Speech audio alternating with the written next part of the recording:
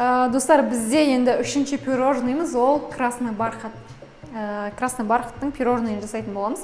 Бұның тестасы тура торттың тестасына ұқсас. Енді бізге нелер қажет болады?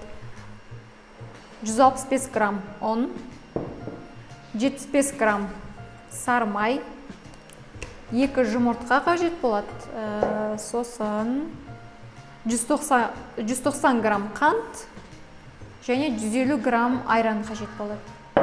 Сода және краситель. Енді ең алдымен бұда да бірінші жұмыртқа мен қантты бірге араластырып аламыз.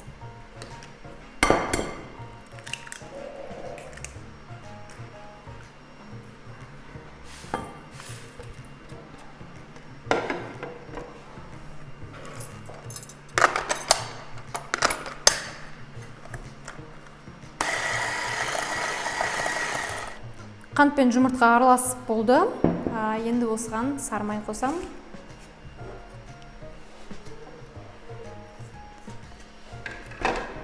Барлығын бірге араластырам сары маймен.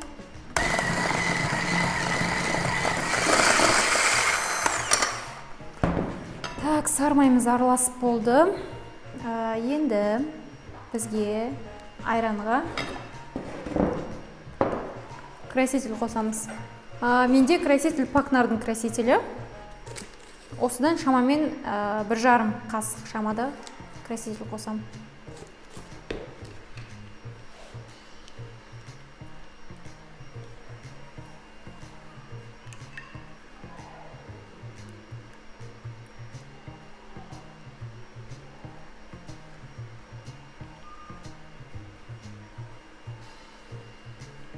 Так, шамамен осындай түс қажет бізге красительге.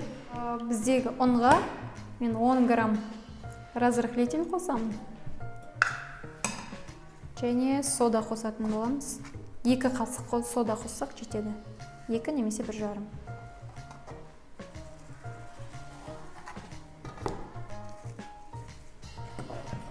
Барлығын бірге араластырып алам. Айран мен красительді қазір жаңағы жұмыртқа қант араласқан сұйықтыққа салатын болам.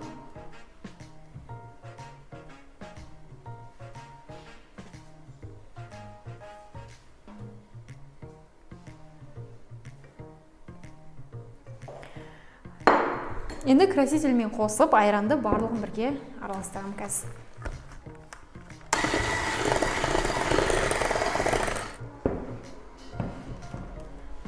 Осыған ұнды араластырам енді, барлығын ситаның көмегімен.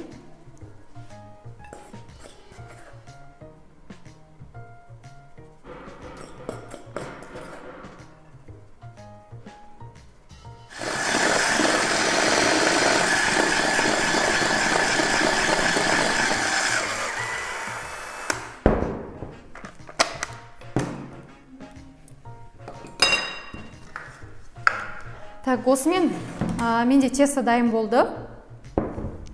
Консистенциясы шамамен осындай болады. Бізде бұл кішкене сұйықтау болады. Сол үшін біз жаңағы вупипайларды, мысалы, домалақтатып құйып шыққан болсақ, бұның барлығын, бұл тестаны противенге 4 бұрышты құятын боламыз. Сол 4 бұрыштыден сосын барып ойып аламыз. Оны қазір көрсетемін. Достар, бұл красный бархаттың пирожныйының тестасы дайын. Енді бұны қалай пісіреміз? Қазір менде протеин 4 бұрышты. Осыған пергамент төсеп қойдым. Осы пергаментке 4 бұрышты құятын боламын. Бұның ішінен менде 20 жаңағы мини пирожный шабраны печенька бар шығар. Енді мен тура осы тестаны екіге бөлдім. Менде қазір тестаның граммы шамамен 1200-1250 грамм. Ал мен бұл протеинға 550 грамм құямын. Қазір өлшеп аламын 550 грамм.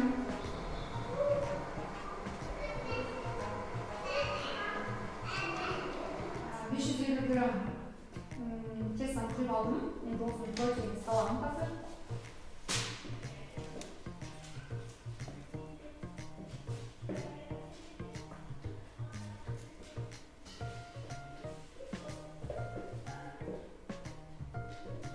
Так, тестаны құйып болған соң шпателіміздің көмегімен тегістеп барлығына біркелкі жағып беріп барлық жеріне.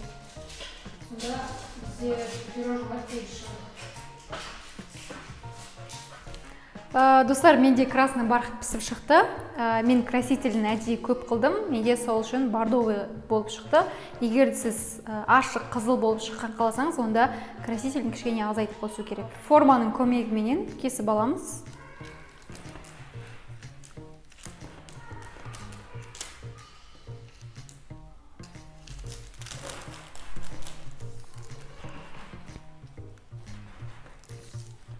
Достар, енді біз қазір пирожныйлардың кремін жасайтын боламыз.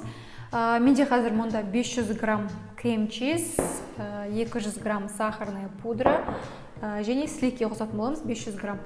Енді біз бұл жерде 5 тарелканы жасайтын боламыз. Егер де сіз жекелей әрқайсысын бөлек жасайтын болсаңыз, мысалы сізде тек қана вупи-пайдың пирожный жасау керек болса, онда сізге 100 грамм крем чиз, 100 грамм сливки, 50 грамм қант қосасыз.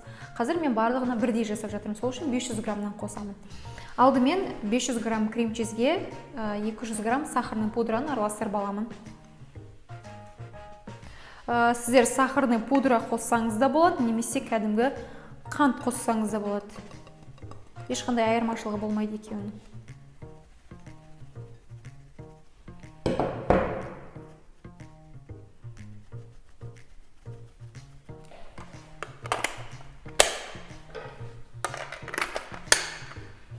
Так, екеуін миксермен араластырамын.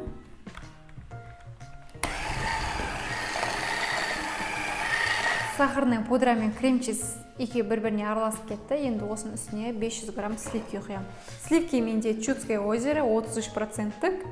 Бұның орнына немесе 35%-ті қолдануға да болады, немесе президент сливки қолдансаңыз да болады.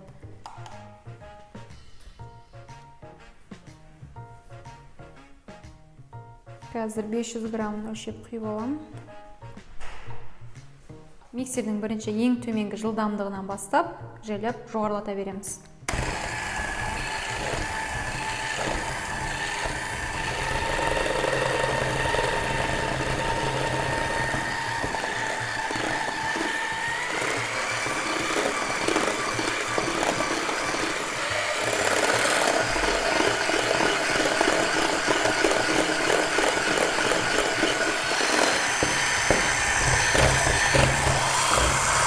Достар, менде крем осылай дайын шықты, осындай қою крем шықты менде.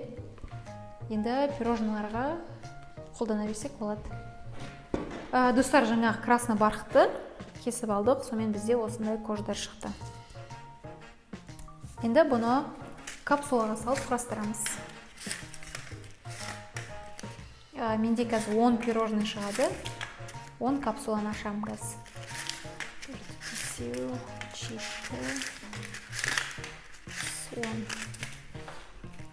Капсуланың астыңғы жағына крем жағып шығам, өйткені пирожный жылжып кетуі мүмкін.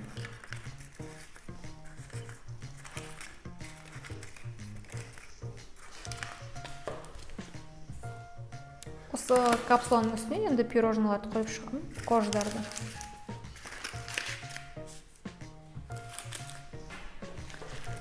Үстінен крем жағам енді.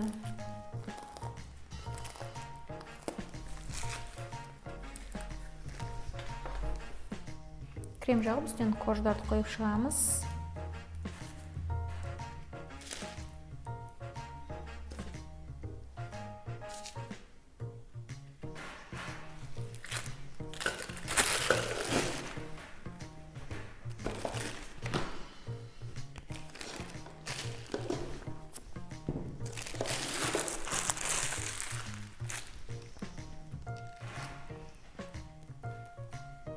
Бетіне кез келген насадкамен осылай гүл қылып әртүрлі етіп әсемдеуге болады. Қазір бұның үстінен фрукты қоям.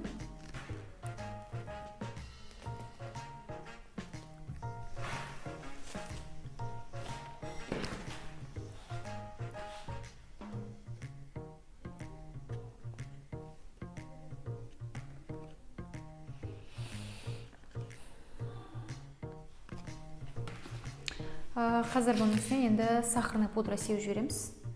Достар, енді красный бархаттың үстіне не тающий сахарный пудра немесе кәдімгі сахарный пудраны сеуге болады. Менде қазір кәдімгі обыкновенный сахарный пудра, не тающий емес. Осымен бізде красный бархат пирожный дайын болды. Достар, осымен біздің пирожныйлар дайын. Бұл біздің той дастарханы онлайн рецептіміз болатын. Мұнда тарелканың ішінде 8 пирожный, әр пирожныйдан 2 түрінен 4 пирожныйдан. Видео рецепт сізге ұнады деген ойдамын. Үйлеріңізде жасап көріңіздер, жақындарыңызбен бөлісіңіздер. Рецепттер ұнаған болса, лайк басып, комментарий қалдыруды ұмытпаңыздар.